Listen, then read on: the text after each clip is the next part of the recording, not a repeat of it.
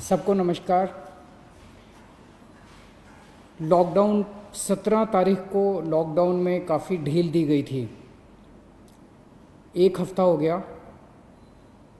आज एक हफ्ते के बाद मैं ये कह सकता हूँ कि स्थिति नियंत्रण में है और कोई भी घबराने वाली बात नहीं है।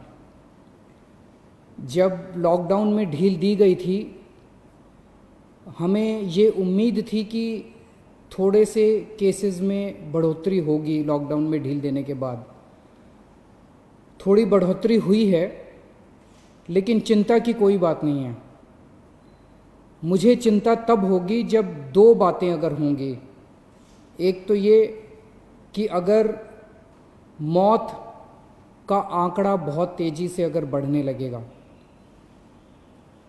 जैसा मैं बार बार कहता रहा कि हमें कोरोना अभी कोई आज या कल में जाने वाला नहीं है। कोरोना तो रहेगा। अब अगर कोरोना होता रहे और लोग ठीक हो के अपने घर जाते रहें तो चिंता करने का कोई विषय नहीं है। तो एक तो ये कि मौत नहीं होनी चाहिए ज़्यादा। मौत के आंकड़े को हम कोशिश करके सबको बचा सकें, सब मौत के आंकड़े को कम से कम रख सकें। और दूसरा ये कि जो केसेस हो रहे हैं वो इतने गंभीर केस ना हों कि हमारा अस्पतालों का पूरा सिस्टम बैठ जाए, कोलैप्स कर जाए। अगर हमारे अस्पताल इतने मरीज आने लग गए, इतने मरीज आने लग गए कि हमारा अस्पताल बैठ जाएंगे, हमारे मान लीजिए बेड्स नहीं मिलेंगे, वेंटिलेटर नहीं मिलेंगे, ऑक्सीजन नहीं मिलेगी, अगर ऐसी स्थिति हो जाएगी तब चिंता का विषय होगा। कल तक दिल्ली में 13,418 केस थे टोटल। अभी तक पॉजिटिव केस 13,418 आए। इनमें से 6,540 ठीक हो गए और 6,617 अभी बीमार हैं। तो लगभग जितने ठीक हुए उतने ही बीमार हैं। लगभग 6,500 ठीक हो गए, 6,500 अभी बीमार हैं मोटा मोटा। 261 लोगों की मौत हो गई। आपके सामने मैं रखना चाहता हूं कि आज दिल्ली में अपने अस्पतालों का क्या स्टेटस है। जो कोरोना के अस्पताल हैं, कोरोना के जो सरकारी अस्पताल हैं, उनमें 3,829 बेड हैं टोटल। सरकारी अस्पतालों में 3,829 बेड हैं, जिनमें 3,164 बेड्स में ऑक्सीजन अवेलेबल है। मैं बार बार ऑक्सीजन इसलिए बोल रहा हूं क्योंकि कोरोना की कोई दवाई नहीं है। जिस पेशेंट को कोरोना हो जाता है उसको एक तो ऑक्सीजन की कमी हो जाती है और दूसरा उस ऑक्सीजन की कमी की वजह से उसकी सांसें तेज हो जाती हैं, रेस्पिरेशन रेट बढ़ जाता है, तो उसको ऑक्सीजन देनी पड़ती है। ऑक्सीजन सबसे क्रिटिकल है उस ऐसे पेशेंट के लिए, कोरोना के पेशेंट के लिए। जो सीवियर पेशेंट होते हैं कोरोना के, जो मामूली सिम्टम्स होते हैं उनको नहीं, जो सीवियर पेशेंट होते हैं कोरोना के, उनको ऑक्सीजन देने की ज़रूरत पड़ती है। 3,829 बेड सरकारी सिस्टम में हैं, उनमें से 3,164 बेड्स पे ऑक्सीजन है।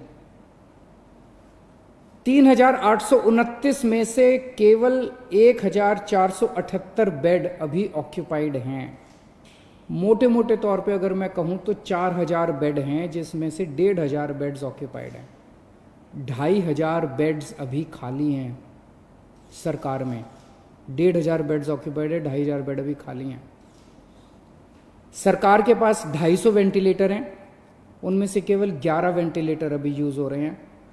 लगभग 240 वेंटिलेटर खाली हैं। तो अभी घबराने की कोई बात नहीं है। प्राइवेट में 677 टोटल बेड हैं, उनमें से 509 भर चुके हैं। कई लोग प्राइवेट में अपना इलाज कराना पसंद करते हैं, सबकी अपनी अपनी इच्छा है। 677 में से 509 भर चुके हैं, तो केवल 150 पौने 200 बेड्स बचे हैं प्राइवेट में।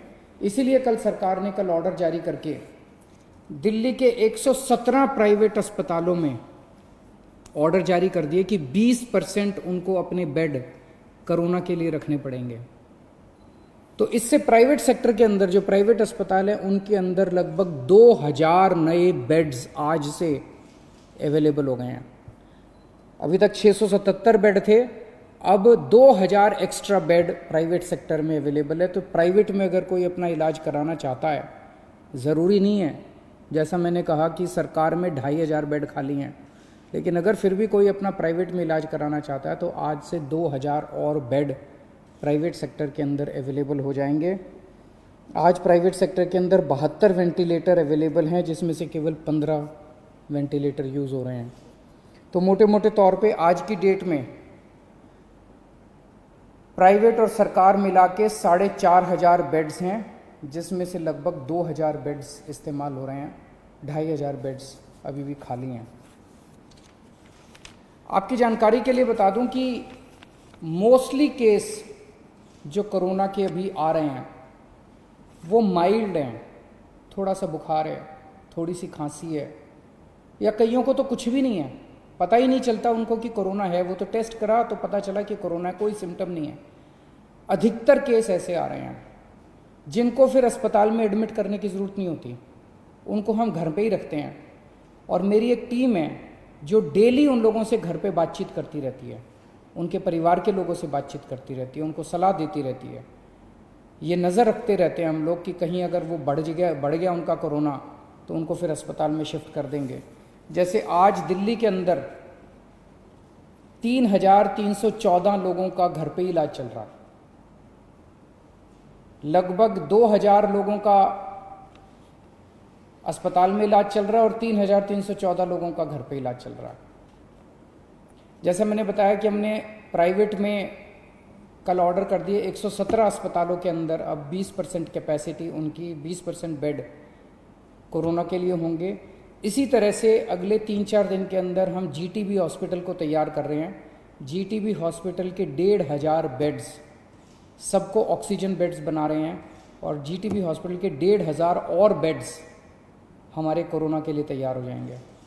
तो मैंने बताया आपको कि लगभग 4000 बेड आज सरकार में ऑलरेडी कोरोना के हैं, 1500 और हो जाएंगे, तो 5500 बेड सरकार में पूरी तरह से कोरोना के लिए डेडिकेट हो जाएंगे। और कल ही हम लोगों ने ऑर्डर दिया है और लगभग 2000 और बेड्स को ऑक्सीजन बेड्स कन्वर्ट करने के लिए। तो एक तरह से हमारी पूरी तैयारी है कि अगर कोरोना के गंभीर पेशेंट्स में अचानक उछाल आता है तो हम तैयार हैं। आज से 1 हफ्ता पहले जब लॉकडाउन में ढील दी गई थी तब क्या स्थिति थी और आज क्या स्थिति है। 17 तारीख को लॉकडाउन में ढील दी गई थी। उस दिन टोटल पेशेंट दिल्ली में पॉजिटिव 9755 थे, आज 13418 हैं। 1 हफ्ते के अंदर लगभग 3500 पेशेंट्स बढ़ गए। इसी के साथ साथ 1 हफ्ते के अंदर 2500 लोग ठीक होकर घर चले गए। 3500 बढ़ गए और 2500 ठीक हो गए। तो जैसे मैंने बताया कि लोग ठीक भी साथ साथ होते जा रहे हैं, बीमार हो रहे हैं लेकिन ठीक भी साथ साथ होते जा रहे हैं। लेकिन इसकी इंटरेस्टिंग चीज़ है, 3500 पेशेंट्स पिछले 1 हफ्ते में नए पेशेंट्स आए, लेकिन अस्पतालों के अंदर 1750 बेड भरे हुए थे। 1750 पेशेंट 17 तारीख को अस्पतालों में थे, आज 2000 है। 250 बेड केवल भरे हैं। तो केवल 250 नए पेशेंट अस्पतालों के अंदर आए। अस्पतालों में भी ठीक हो रहे हैं और नए आ रहे हैं, ठीक हो रहे हैं और नए आ रहे हैं। केवल 250 नए बेड अस्पतालों के अंदर भरे हैं। अभी 2 दिन पहले मुझे पता चला कि एक प्राइवेट हॉस्पिटल ने, एक मरीज गया प्राइवेट हॉस्पिटल में और उस मरीज को सांस की तकलीफ़ हो रही थी। 2 दिन बाद उसका अस्पताल ने टेस्ट कराया, उसके 1-2 दिन बाद रिज़ल्ट आया और रिज़ल्ट पॉजिटिव आया। और पॉजिटिव रिज़ल्ट आने के बाद अस्पताल ने कहा कि आप तो कोविड पेशेंट है, हम आपका इलाज नहीं करेंगे, अब आप अपना बेड ढूंढ लीजिए। पेशेंट अपना बेड कैसे ढूंढेगा? पेशेंट कहाँ जाएगा? कोई भी अस्पताल इस तरह से किसी भी पेशेंट को बाहर नहीं निकाल सकता। हमने उस अस्पताल को शो कॉज नोटिस जारी किया है, प्राइवेट अस्पताल को, कि आपका लाइसेंस रद्द क्यों ना किया जाए। अगर किसी भी अस्पताल के अंदर कोई भी पेशेंट आता है और वो कोविड निकल आता है, उस अस्पताल की जिम्मेदारी है कि वो उसको अपनी एम्बुलेंस में बिठा के किसी या तो प्राइवेट या गवर्नमेंट हॉस्पिटल के अंदर उसको कोविड बेड दिलवाएगा। आप किसी भी पेशेंट को इस तरह से अपने हाल के ऊपर नहीं छोड़ सकते।